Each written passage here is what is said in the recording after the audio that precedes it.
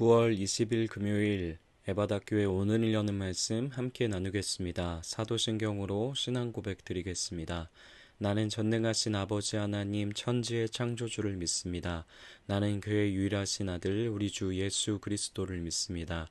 그는 성령으로 잉태되어 동정녀 마리아에게서 나시고 본디오 빌라도에게 고난을 받아 십자가에 못 박혀 죽으시고 장사된 지 사흘 만에 죽은 자 가운데서 다시 살아나셨으며 하늘에 오르시어 전능하신 아버지 하나님 우편에 앉아 계시다가 거기로부터 살아있는 자와 죽은 자를 심판하러 오십니다.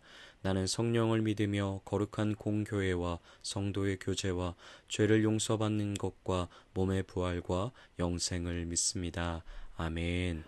오늘 하나님께서 우리 가운데 주신 말씀은 에스겔서 29장 1절부터 16절까지 말씀입니다. 에스겔서 29장 1절부터 16절까지 말씀입니다. 우리 함께 말씀 봉독하도록 하겠습니다. 열째 달 12째 날에 여호와의 말씀이 내게 임하여 이르시되 인자야 너는 애굽의 바로왕과 온 애굽으로 얼굴을 향하고 예언하라. 너를 말하여 이르기를 주 여호와께서 이같이 말씀하시되 애굽의 바로왕이여 내가 너를 대적하노라. 너는 자기의 강들 가운데에 누운 큰 악어라. 스스로 이르기를 나의 이 강은 내 것이라. 내가 나를 위하여 만들었다 하는도다. 내가 갈고리로 내 아가미를 꿰고 너의 강의 고기가 내 비늘에 붙게 하고 내 비늘에 붙은 강의 모든 고기와 함께 너를 너의 강들 가운데에서 끌어내고 너와 너의 강의 모든 고기를 들에 던지리니 내가 지면에 떨어지고 다시는 가두거나 모으지 못할 것은 내가 너를 들짐승과 공중의 새의 먹이로 주었음이라. 애굽의 모든 주민이 내가 여호와인 줄을 알리라. 애굽은 본래 이스라엘 족속에게 갈대 지팡이라. 그들이 너를 손으로 잡은즉 내가 부러져서 그들의 모든 어깨를 찢었고 그들이 너를 의지한즉 내가 부러져서 그들의 모든 허리가 흔들리게 하였느니라. 그러므로 주 여호와께서 이같이 말씀하셨느니라. 내가 칼이 내게 임하게 하여 내게서 사람과 짐승을 끄는즉 애굽 땅이 사막과 황무지가 되리니 내가 여호와인 줄을 그들이 알리라. 내가 스스로 이르기를 이 강은 내 것이라 내가 만들었다 하도다. 그러므로 내가 너와 내 강들을 쳐서 애굽 땅 믹돌에서부터 수에네 곧 구스 지경까지 황폐한 황무지 곧 사막이 되게 하리니 그 가운데로 사람의 발도 지나가지 아니하며 짐승의 발도 지나가지 아니하고 거주하는 사람이 없이 40년이 지날지라. 내가 애굽 땅을 황폐한 나라들 같이 황폐하게 하며 애굽 성읍도 사막이 된 나라들의 성읍같이 40년 동안 황폐하게 하고 애굽 사람들은 각국 가운데로 흩으며 여러 민족 가운데로 해치리라. 주 여호와께서 이같이 말씀하셨느니라. 40년 끝에 내가 만민 중에 흩은 애굽 사람을 다시 모아내되 애굽에 사로잡힌 자들을 돌이켜 바드로스 땅 곧 그 고국 땅으로 돌아가게 할 것이라. 그들이 거기에서 미약한 나라가 되되 나라 가운데 지극히 미약한 나라가 되어 다시는 나라들 위에 스스로 높이지 못하리니 내가 그들을 감하여 다시는 나라들을 다스리지 못하게 할 것임이라. 그들이 다시는 이스라엘 족속의 의지가 되지 못할 것이요 이스라엘 족속은 돌이켜 그들을 바라보지 아니하므로 그 죄악이 기억되지 아니하리니 내가 여호와인 줄을 그들이 알리라 하셨다 하라. 아멘. 우리가 함께 살펴보지는 않았지만 예루살렘의 완전한 멸망에 대한 예언이 에스겔서 24장에 담겨져 있었습니다. 그리고 나서 에스겔서는 예루살렘과 남유다에 대한 이야기를 잠시 접어놓고 다른 주제들을 우리에게 들려주는데요. 그렇게 들려주다가 33장에 가서야 다시 예루살렘으로 그 주제를 이어감을 우리는 에스겔서 구조 속에서 볼 수 있습니다. 에스겔서는 이처럼 24장에서 예루살렘의 심판에 대한 이야기를 하다가 잠시 멈춰서고 25장부터 32장까지 남유다의 여러 주변에 있던 나라들의 심판에 관한 예언들을 우리에게 들려주고 있는 것이죠. 그중 하나가 어제 우리가 함께 살펴봤던 두로에 대한 심판의 이야기였고 오늘 말씀은 유다 주변 나라들 중에 꽤나 영향력이 두터웠던 이집트의 애굽에 대한 심판의 예언이 선포되는 말씀입니다. 특별히 유다 주변 국가의 이집트, 곧 애굽에 대한 심판의 메시지는 오늘 우리가 읽은 29장을 시작으로 32장까지 굉장히 긴 분량을 할애하여 선언되고 있음을 우리는 볼 수 있습니다. 그만큼 애굽에 대한 하나님의 심판이 확실했고 맹렬하다는 것을 보여주고 있는 것이죠. 오늘 에스겔서 29장의 애굽을 향한 심판의 메시지의 내용은 구체적으로 살펴보면 다음과 같습니다.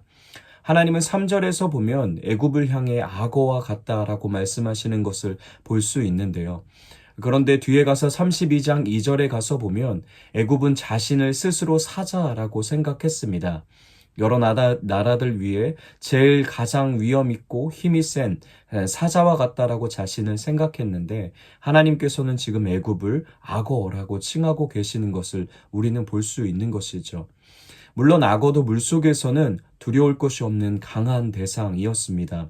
그러나 29장에 이어지는 말씀에서 보면 그 악어와 같은 애굽을 하나님께서 마른 땅에 내동댕이 처지게 하시고 물에서 멀어진 사막에 버려 놓으신다라고 선언하고 있는 것이죠. 무슨 이야기를 하고 계신 걸까요? 완전히 힘을 잃어서 애굽이 무기력한 존재로 쓸모없는 존재로 만들어 버리시겠다라는 선언의 심판의 말씀이었습니다. 또한 이어지는 6, 7절 말씀에서 보면 애굽을 향해 또 한 가지로 그들을 표현해내고 계심을 볼 수 있는데요. 우리 6절, 7절 말씀 다시 한번 읽어보도록 하겠습니다. 애굽의 모든 주민이 내가 여호와인 줄을 알리라. 애굽은 본래 이스라엘 족속에게 갈대 지팡이라. 그들이 너를 손으로 잡은즉 내가 부러져서 그들의 모든 어깨를 찢었고 그들이 너를 의지한즉 내가 부러져서 그들의 모든 허리가 흔들리게 하였느니라. 아멘. 애굽을 악어라 칭하셨던 하나님은 다시 한번 애굽을 책망하시며 그들이 갈대 지팡이와 같다라고 말씀하고 계십니다. 이집트는 그저 쓸모없는 목발과 같은 대상, 애굽을 의지하는 사람들에게 전혀 도움이 되지 않고 오히려 도움은커녕 의지하는 사람들의 손을, 어깨를, 허리를 다치게 하는 그런 해가 되는 대상이 될 것이라고 하나님은 심판을 선언하고 계신 것이죠. 이처럼 오늘 말씀에 선언된 애굽을 향한 심판의 메시지를 살펴보면 그저 애굽은 쓸모없는 존재가 될 것이고 전혀 도움이 되지 않는 존재, 무기력하고 나약한 존재가 되게 하실 것이라는 하나님의 확실한 선언이 담겨져 있음을 우리는 볼 수 있습니다. 그리고 애굽은 앞으로 철저하게 멸망하고 폐허가 되고 황폐해지며 모든 자랑하던 힘과 권세를 전부 잃어버리게 되는 처절한 미래에 대한 심판이 오늘 말씀 에스겔서 29장 말씀에 담겨져 있는 것이죠. 그렇다면 우리가 여기서 생각해 볼 게 있는 것 같습니다. 왜 하나님은 이런 예언들, 특별히 철저하게 황폐해질 애굽의 미래에 대한 예언들, 또 완전히 그들이 낮아지고 쓸모없고 무기력해지게 될 애굽을 오늘 29장 말씀을 통해서 적나라한 심판을 선언하고 계신 걸까요? 우리가 그 이유를 애굽이 심판받는 이유를 두 가지 정도 생각해 볼 수 있을 것 같습니다. 먼저 가장 큰 이유를 우리가 오늘 말씀 16절 말씀에서 찾아볼 수 있는 것 같은데요. 우리 오늘 말씀 16절 한 번 더 찾아서 읽어보도록 하겠습니다. 그들이 다시는 이스라엘 족속의 의지가 되지 못할 것이요 이스라엘 족속은 돌이켜 그들을 바라보지 아니하므로 그 죄악이 기억되지 아니하리니 내가 여호와인 줄을 그들이 알리라 하셨다 하라. 아멘. 지금 남유다의 상황은 자신들의 죄악 때문에 하나님의 도구였던 바벨론을 통해 하나님의 심판을 받고 있는 중이었습니다. 이런 상황 속에서 걷잡을 수 없이 커져가는 바벨론의 기세를 꺾을 수 있는 유일한 가능성을 보였던 나라가 바로 애굽이었던 것이죠. 그래서 남유다는 자신들의 고통과 어려움으로부터, 특별히 바벨론으로 받고 있는 고통과 어려움으로부터 우리를 구출해 줄 수 있는 대상이 애굽이 될 수 있다라고 생각하며 애굽을 의지하고 있던 겁니다. 그러나 하나님은 그 헛된 소망과 간절함을 싹을 자르시는 말씀을 오늘 말씀을 통해서 선언하고 계시는 것이죠. 하나님의 계획은 바벨론을 통해 유다를 치시고 그 심판의 시간이 온전히 지나가야 진정한 회복과 구원의 날이 이스라엘에게 오게 하시고자 하셨습니다. 그러나 이스라엘은 그 과정을 애굽이라는 썩은 동아줄을 통해 하루라도 빨리 벗어나길 원했고 그래서 애굽을 붙들며 바라보며 의지했던 것이죠. 그런데 하나님이 유다가 그렇게 하늘처럼 떠받들며 의지했던 애굽을 완전히 산산조각 내어 꺾어버리시겠다라는 선언을 오늘 에스겔서 29장을 통해서 말씀하고 계신 겁니다. 사실 오늘을 살아가는 우리도 남유다와 같을 때가 많이 있는 것 같습니다. 막다른 인생길을 만날 때 하나님보다는 보여지고 손에 잡히는 사람과 상황을 의지하게 되고 하나님을 바라보기보다는 주위를 둘러보며 우리의 피난처와 해결책과 길을 찾으려고 아둥바둥 될 때가 많이 있는 것이죠. 그런데 오늘 말씀은 우리에게 이렇게 진리를 선언해 주고 계십니다. 우리가 붙잡고 의지해야 할 유일한 소망은 하나님 한 분밖에 없다라는 것이죠. 우리에게 고난과 어려움이 찾아올 때, 그리고 때론 하나님이 우리를 낮추시기 위해 경험케 하시는 마치 심판날과 같은 시간들을 맞이할 때요. 우리가 취해야 할 자세는 주위를 둘러보며 빠져나갈 수 있는 구멍을 찾는 것이 아니라 이 모든 일을 쥐고 계획하고 계신 하나님 앞에 납작 엎드려야 함을 말씀하고 계십니다. 다시 한번 강조하지만 우리가 의지하고 붙들어야 하는 것은 하나님 한 분뿐이라는 것을 오늘 말씀은 우리에게 들려주고 있는 것이죠. 비단 지금 내 앞에 계신 하나님이 무서운 심판의 매를 들고 계신 하나님이실지라도 그분이 우리의 아버지 되심을 잊지 말고 그분이 우리의 의의 길로 인도하고 계시다는 것을 믿으며 우리의 모든 것을 그분 손에 맡겨야 하는 것인 줄 믿습니다. 기억하십시오. 우리에게 허락된 심판의 날, 그리고 고난의 시간들을 가장 빠르게 지나갈 수 있는 길은 그분의 계획하신 대로 편법 쓰지 않고 어떻게 하면 빠져나갈 수 있을지 잔머리 쓰지 않고 그냥 그대로 전부 그분의 시간을 묵묵히 버티며 받아내며 걸어가는 것입니다. 오늘 하루도 눈에 보이는 외부에 우리의 미래를 맡기려 하지 않고 의지하지 않고 오늘도 우리를 사랑하셔서 인도하고 계신 하나님만 바라보며 그분의 시간을 그분의 계획 위를 겸손히 걸어감을 포기하지 않는 저와 여러분이 되길 소망합니다. 또 한 가지 애굽이 이런 처절한 심판을 받는 이유가 한 가지가 더 있었는데요. 그것은 단순히 이스라엘을 위해서 애굽을 치시고 애굽이 이스라엘을 싫어해서 멸망받는 것만은 아니었습니다. 그것은 두로도 마찬가지였죠. 그들이 심판받는 궁극적인 이유는 외부로부터 오는 것이 아니라 그들 안에 있던 교만 때문이었던 것이죠. 그들이 하나님인 척 했기 때문입니다. 피조물이 스스로 하나님인 척, 자신들이 모든 것을 다 할 수 있는 척 오만으로 가득했고 자만심으로 가득했던 것이 애굽이었습니다. 그리고 그것이 오늘 29장 말씀 속에서도 적나라하게 드러내지고 있는 것이죠. 결국 그들이 심판받는 것은 외부의 어떠한 이유가 아니었던 겁니다. 자신들의 교만 때문에 그들은 그런 철저한, 처절한 미래에 대한 심판을 받게 되고 있는 것이죠. 우리는 교만할 때 하나님을 바라보지 못합니다.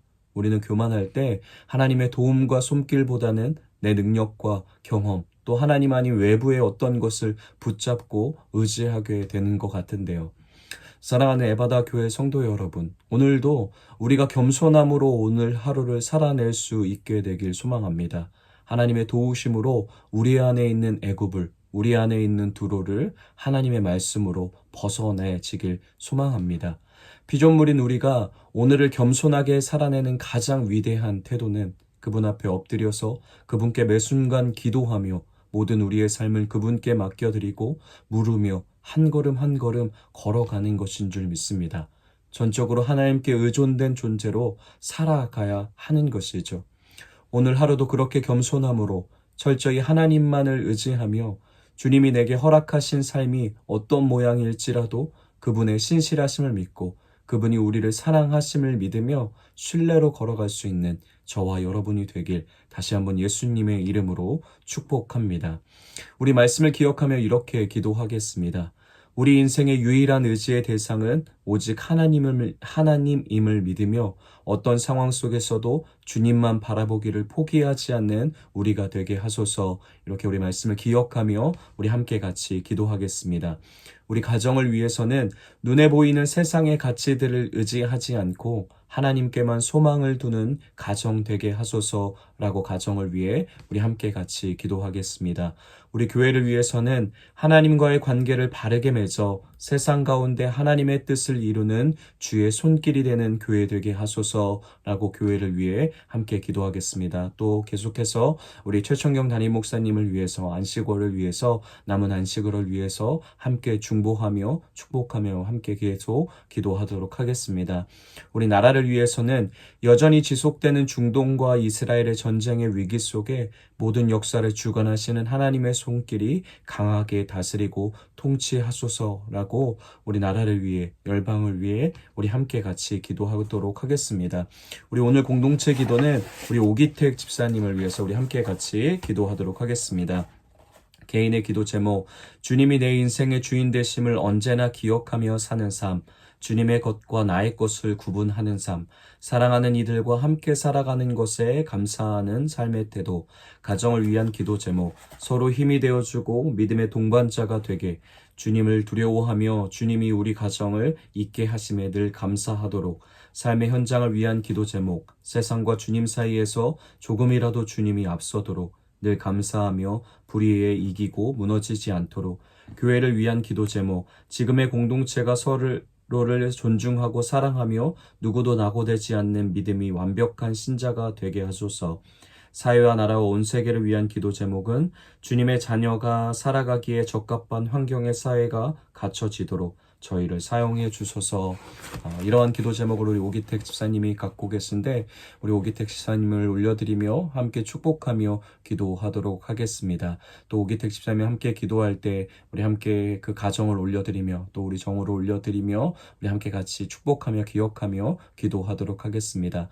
또 각자의 기도 제목, 개인의 기도 제목, 또 우리 가정의 기도 제목, 또 공동체와 공동체 지체들의 기도 제목, 또 나라와 열방을 위한 기도 제목, 하나님이 알게 하시는 기도 제목을 가지고 성령의 도우심을 따라 함께 간절히 기도하신 후에 각자의 자리에서 주기도문으로 모든 예배 마치도록 하겠습니다.